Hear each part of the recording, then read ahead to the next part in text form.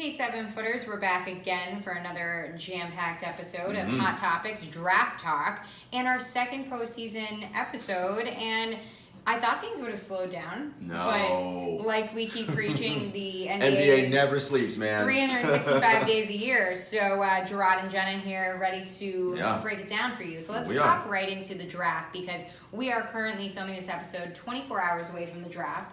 Draft coverage right behind us on NBA TV with, you know, our very own casting cover. All the friends. And all the friends. So let's get right into it. The 7-footers have made up a mock draft. So I'm just going to go down the line and we're just kind of going to discuss some things here and there about... Quick go through the top 14 picks, the lottery. Quick little recap. So let's go number 1 pick to the Suns. Now, the 7-footers have DeAndre Ayton. Yeah. Okay, we have the freshman Arizona guard, great physical person. He is literally... He's a promising player. He's a plus athlete, right? Okay. So, like, I often talk about guys in the NBA, like, who's a plus athlete? DeAndre Ayton is a plus athlete. I mean, he's got all the physical tools. 7 foot. You know, he can play in the post. He can shoot it a bit. You know, there's concerns about his motor and how well he can play defensively, but the tools are all there physically, right? Man. He averaged 21 and 12 as a freshman in Arizona. Pac-12 Player of the Year, NCAA Player of the Year last year as a freshman. So he has all the tools that one would think make sense. And if I'm Phoenix, that's where I'm going. Pick one, the big man, DeAndre Ayton from the University of Arizona. Now, I just have to say this because I'm seeing a lot of stuff today. A lot of people are saying Luka Doncic for the Suns. So here's the thing about... What's your argument that they shouldn't take him? I like Luka. Oh, no, I know. But what's your argument that the Suns shouldn't take him? Well, I think the Suns should actually take him. But here's why they won't take him. Because the idea, there's still that European bias with players, right? And it's sort of like, oh, we don't know. Because look, if you pick DeAndre Ayton and he just turns out to be an okay player or a good player, no one's going to kill you for that. You'll be fine. If you draft Luka and he isn't the second coming, people are going to go nuts just because, again, it's the weird European bias. But I will say, Luka Doncic is the most ready player to contribute to the NBA in a winning culture right away in this entire draft. You hit it right on the head. Winning culture. Yes. He played in the second toughest league in the world, the ACB League. He was the MVP of the EuroLeague. His per 36 numbers are off the chart. He can read basketball so well, and I say this all the time. Average players play the game. Exceptional players read the game. He is an excellent pick and roll reader. And guess what? The NBA is all pick and roll, right? I mean, so he's so good at that. And again, this is a guy who's an MVP of that league. Everyone's complaining that, oh, you know, he's not that athletic. You know who's also not that athletic? James Harden, right? Is not that athletic. You know what? And he's about to be MVP this year. So Okay, slow your roll. He is. James Harden's going to be an MVP. You know that. Okay, so do you know it? Is it confirmed? Listen, I'm going to 7-footers. We're putting that out there. James Harden it's a regular season award. He was the best player in the regular season start to finish. Okay. James Harden, MVP. No one. Well, my point being, though, is that everyone looks and they go, oh, Luka's not that athletic. Listen, the point is, you know who else is not that athletic? Steph Curry is not that athletic, right? So it's not so much can you jump out of the gym. It's do you know how to play the game, right? And there's a big difference. Yes, Luka can play the game. He understands it. Great passer, great shooter. And here's the thing. When he plays in an open NBA game, that's going to even allow his game to expand more. Now, the difference is, and why everybody's so maybe hit or miss, DeAndre's ceiling is higher. If everything works out, DeAndre could be an all-timer. Could. And think about DeAndre teaming up with Devin Booker. Right. But I also like Devin Booker and Luka Doncic. The thing is that with Luka Doncic, your ceiling isn't as high. He may cap out as a 19 to 20 point a game, 6 to 8 assist guy, which guess what? That's incredible. It's still good. But DeAndre Ayton could be a 25 and 12 guy, right? Exactly. So, you know, I get it, but I like them both. But, you know, we'll continue. But, you know, we're going to go with DeAndre Ayton for this pick. Yes. And in previous pods, I've said the same thing. Yes. So I completely agree. I mean, great guy, 7-footer. Yeah. Which patron saint of the pod. We like 7-footers here. 7-footer. Great passer, like you said, too. Yeah. Really good guy. So we have the number 2 pick. We are going with Jarod Jackson Jr. Yeah. So here's the thing. Sacramento is picking number 2. And we often like... And they need a good guy. We talk about Sacramento all the time as a dumpster fire organization, and it's because they are in many ways, right? So the Kings owner, Vivek Ranadive, and their GM, Vlade Divac, need to hit a home run here. And from what I'm hearing, there is serious internal conversation about Marvin Bagley III versus Luka Doncic. They're unsure about where to go here. That's word on the street. About the Kings. Yes, about the Kings. I've heard from a couple sources, and I'm the only one saying Jordan Schultz of Yahoo Sports is also reporting the same thing, that they are seriously concerned. Not concerned. They're unsure. They see them both equally, and they're also enamored with Michael Porter Jr., who we'll get to later. Look, they need to hit this pick, okay? They need to hit like an A plus. Like, you can't miss it. The thing about it is that not a lot of players are excited about going to Sacramento. I know Luka did not give them information, medical history, all that, so I know he's not thrilled about possibly going to Sacramento.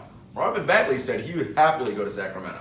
Marvin Bagley, good guy. He could team up with, his ex-Duke teammate, Harry Giles. Actually, no, they're not teammates because Harry Giles left after his freshman year. Either way, his fellow Duke alumna, Harry Giles. And, they've got De'Aaron Fox. We'll see. De'Aaron Fox needs somebody to help him out with that franchise. Well, listen, they need talent over there, clearly. So if I were them, though, I don't know that I like Bagley at number 2, and we can talk about that later when we talk about our potential sleepers and potential busts. I just, there's some things about Bagley I don't know that I like in Sacramento. Okay, But Jaren Jackson Jr., by the way, is who we picked to go there. Yes, and he has the potential, possibly, when it's all said and done, to end up being the best player in this draft class. Possibly. Very true, but I mean, he was a little bit inconsistent. Yes, at Michigan State he was definitely inconsistent, but that's also part of playing Very true. For Tom Izzo and the system that was set up there, right? There are a couple guys ahead of him.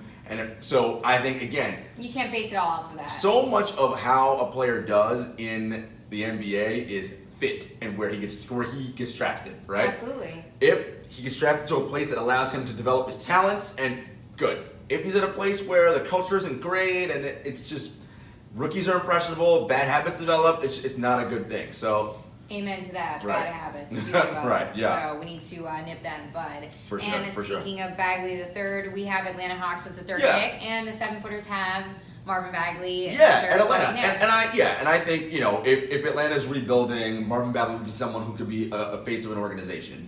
He's a guy who at Duke played extremely well. Was top player in the ACC.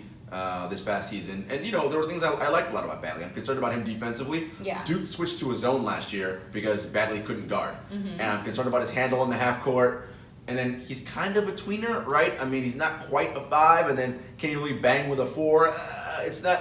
He's a little bit mismatched. But look, unsure where to put him at the this kid point. has got talent. Okay, absolutely. that's not a mistake. Again, the question is, where can his skills and talents be utilized the best? Absolutely. I mean, I spoke with him today. Oh, June yes, 20th, that's right. Yeah. Day before the draft, and the kid's great. He's got a great head on his shoulders, and he said, from his former Duke alumna, Jason Tatum, Kyrie Irving, he received, advice from them, talked to them, and they're kind of telling him to enjoy himself and, live it up and all this stuff. But he does have a good head on his shoulders. He wants to contribute to a team in any way that he can. Put in the work, Put in the work. Yeah, he's ready. He Good. really is. And he was at an event with Joel Embiid. They were vibing. They were talking. Nice. So definitely interested about, for sure. Listen, I think Bagley, like I said, he's got talent. Again, the question is, can he maximize it, and can he improve his game to what it needs to be and to be a star at the level? And where does he fit? Yes. And exactly. And really quick before we move on to number 4, a lot of these players, they're incredible. Yeah. Would I say it's the best draft class I've ever seen? No. And they do have a lot of improvement to make, and it just matters where they're going to go. Yeah. And who's going to help them make that improvement. And again, these guys are talented. They're talented guys, but again, if they don't fall into the right situation or they don't develop properly, we could see problems. Exactly. Bagley even said that he got a lot of advice from Coach K. He's like a father to him, he said. Good person, good advice. Right? Mm-hmm. So, I mean, and a lot of top guys obviously come out of Duke. So, yeah, for sure. Jason Tatum, I'm Kyrie sure, Irving. they'll have a good for sure.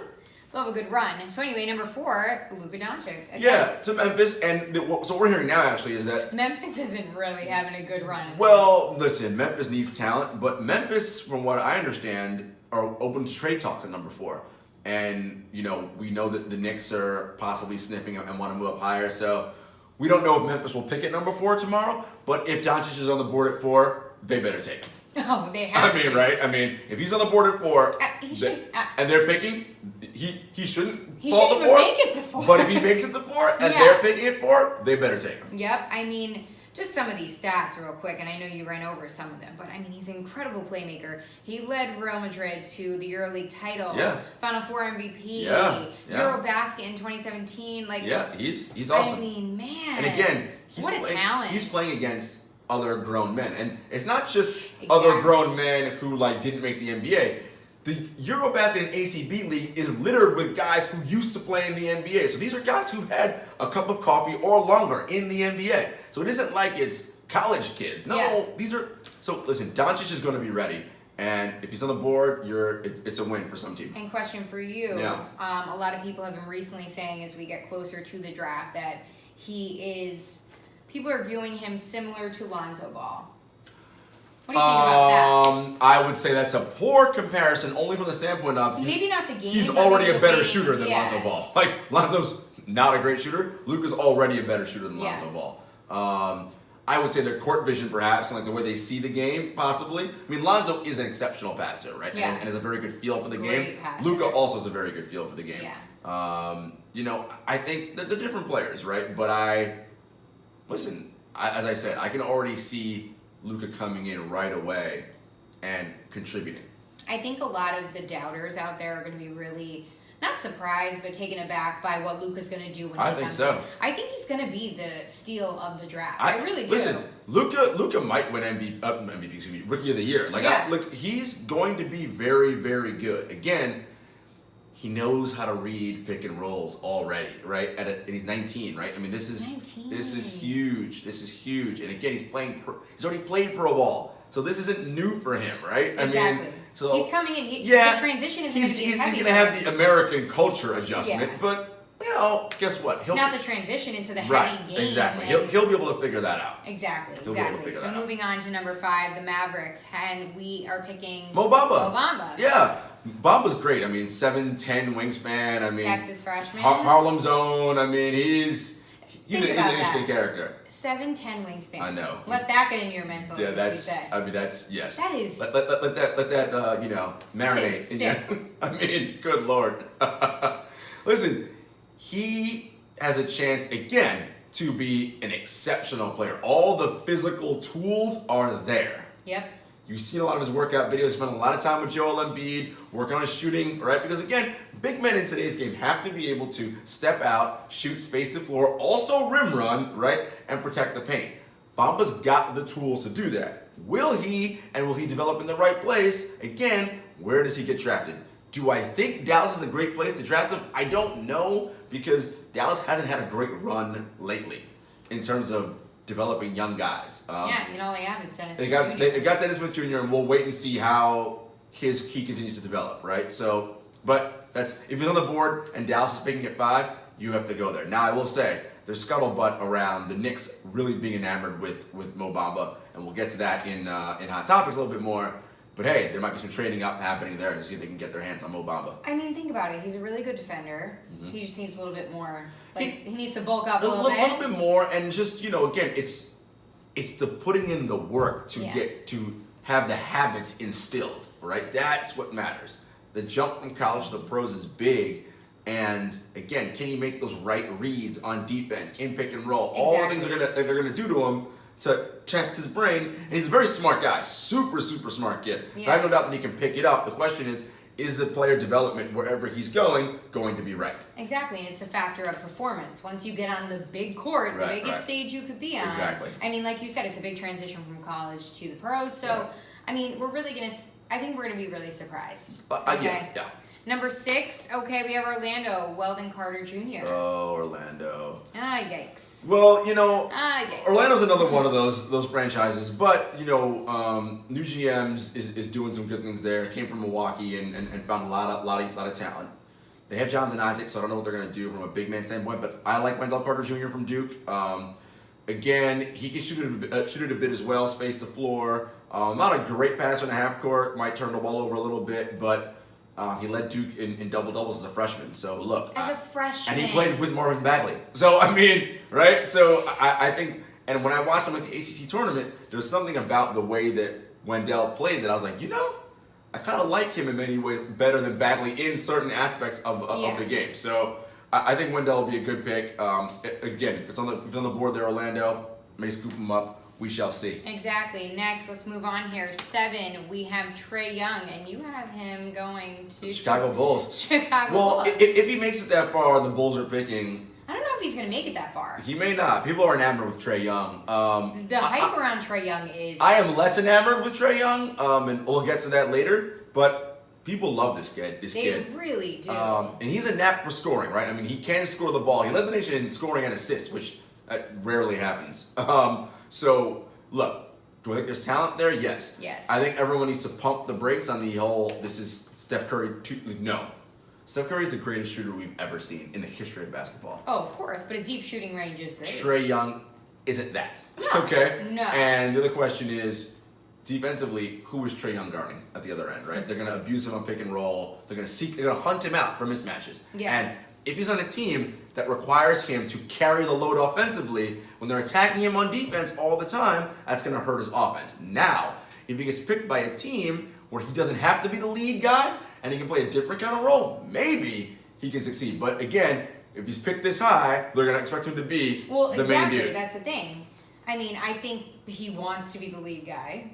Well, and look, and if he gets picked higher, he's going to have to carry that weight. Again, I'm a little less so. We can get to that later. I am too, though. I mean, there is a lot of hype around this kid. And, like we talked about when Lonzo Ball was drafted, there was a lot of hype around him, a lot of pressure. Yeah. Lonzo, in my opinion, I think you'll agree, handled it incredibly. He did. Well, look who his dad is, right? So there's no pressure that anyone can put on Lonzo that LeVar hasn't already done to him, right? So he's Lonzo's uniquely built for that, right? Yep. That's just who he is. So works out well for him. Absolutely. Not to mention Lonzo is like. Yeah, you see that picture of him and LiAngelo at the beach? I was like, whoa. I was like, someone been in the gym working out? Yeah, I mean, that's good. He's not focusing on that rap career as much.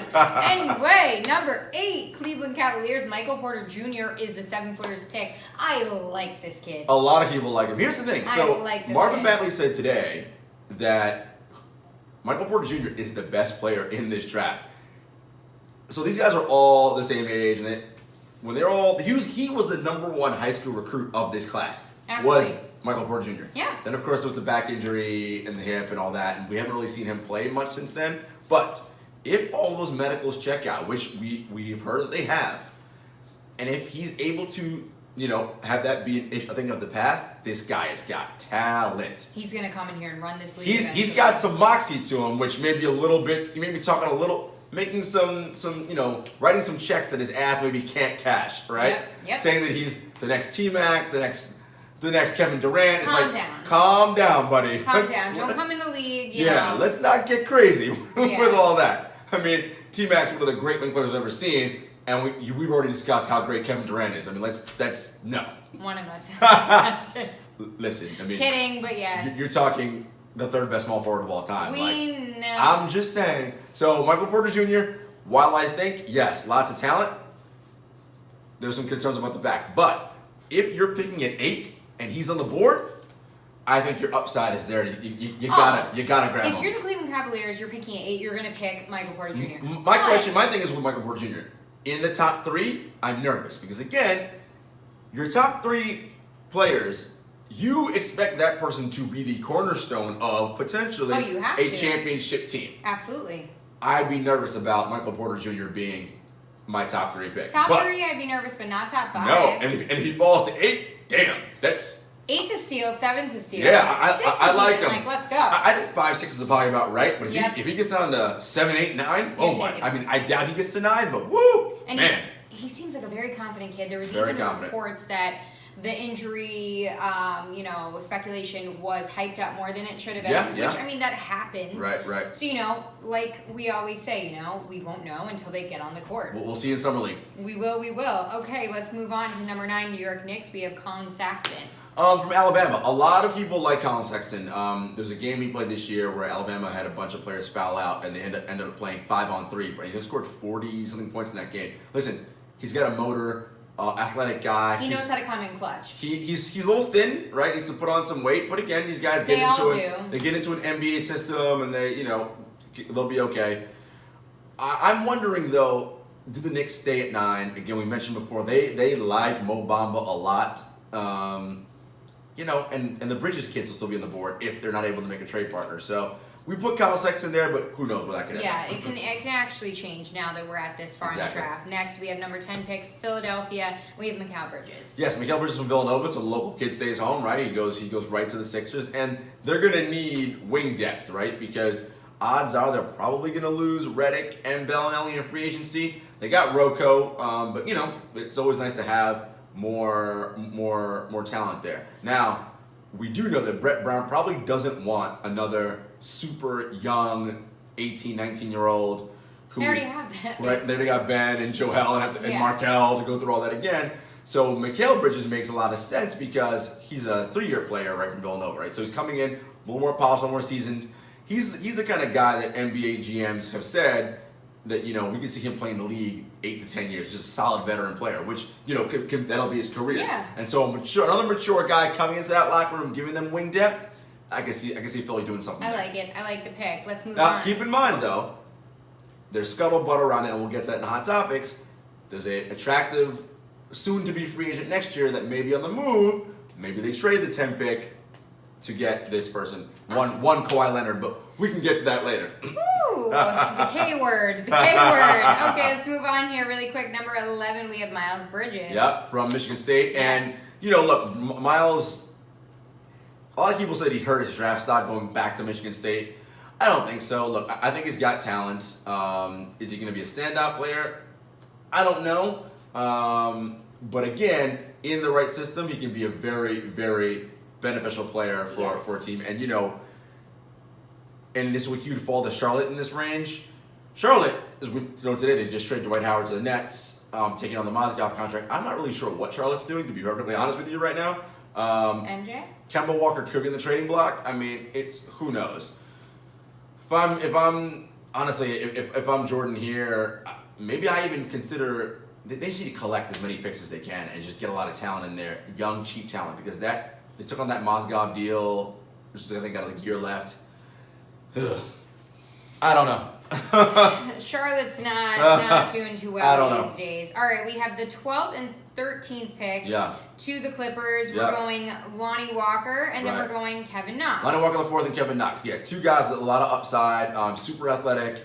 And again, the Clippers, they're in rebuild mode as well. DeAndre Jordan's there, but Blake Griffin is on Detroit now. And could they potentially move DeAndre Jordan on draft day? Who knows?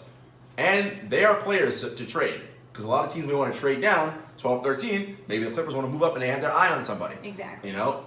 Who knows? So I think don't be surprised if the Clippers move out of 12 and 13 and move up in the draft. Absolutely, especially with 2 picks. All right, number 14, we have the Denver Nuggets, and we're going to Shai Gilgeous-Alexander. Yeah. It's okay, because that's how you.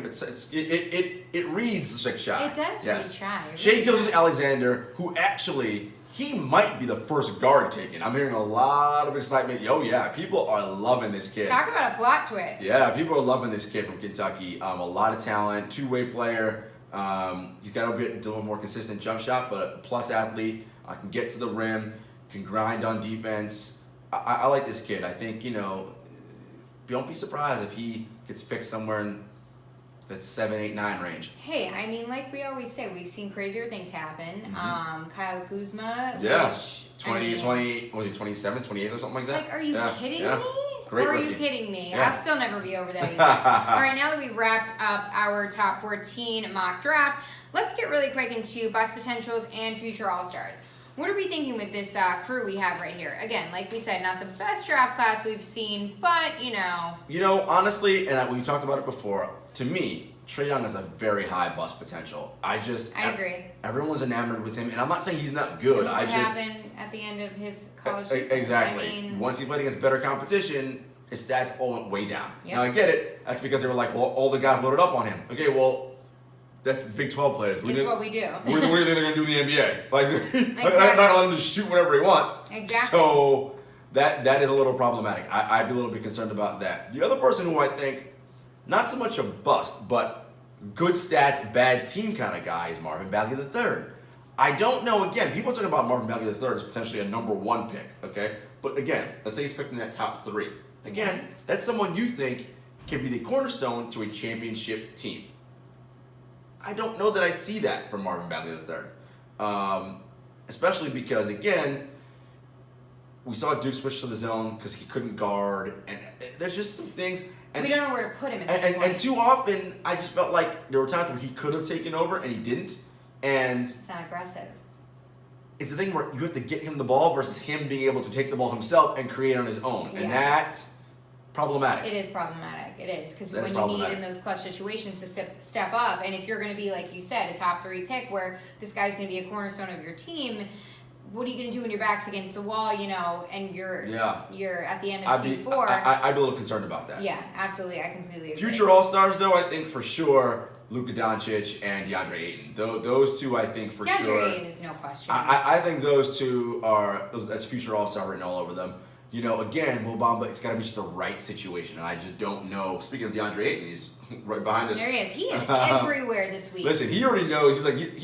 He's already talking like we, the Phoenix Suns. He knows he's the number 1 pick. Well, I sent you something the other day online. He was already signing Suns jerseys at the NBA store. I mean, listen. Like, I get it. If you have a Suns jersey in your hand, you're like, hey, you want to sign this? But, like, what are the coincidences? Listen. Hey, I like his confidence. I like his confidence. Right? You got to like these guys' confidence, especially coming into the big leagues as newcomers. Yeah. So, it is what it is. So, what else? Do we have any more busts? Any more All-Stars? Or are we going to wrap this thing up? I think we're going to wrap it up there. Look, again. I mean, we're less than 24 hours away while we're filming this. We are. So much, as I said before, and I'll say it again, so much of these players' potential and them reaching it, again, who drafts them, what their player development program is like, and also what coaches allow them to do. How much freedom do they allow these young guys to have and to grow and make mistakes and develop, right? That's all relative. And two, how many guys get hungry for more because they want to be better, or who just love being an NBA player and all the benefits that lifestyle brings you? Well, that's the thing with some of these guys. That's their and we won't know until we get into it. Exactly, we really won't know, and that's the exciting thing about the draft. Yeah. Yes, it's the picks and the hype and everything, but once these guys get on the court, that's when we're really the juices are flowing. Exactly. So we will see that, and we will obviously be here to report post. Oh yeah. So we'll see you guys in the next Hot Topics because we have a lot. Oh man, lots to talk about. Yes. See you soon.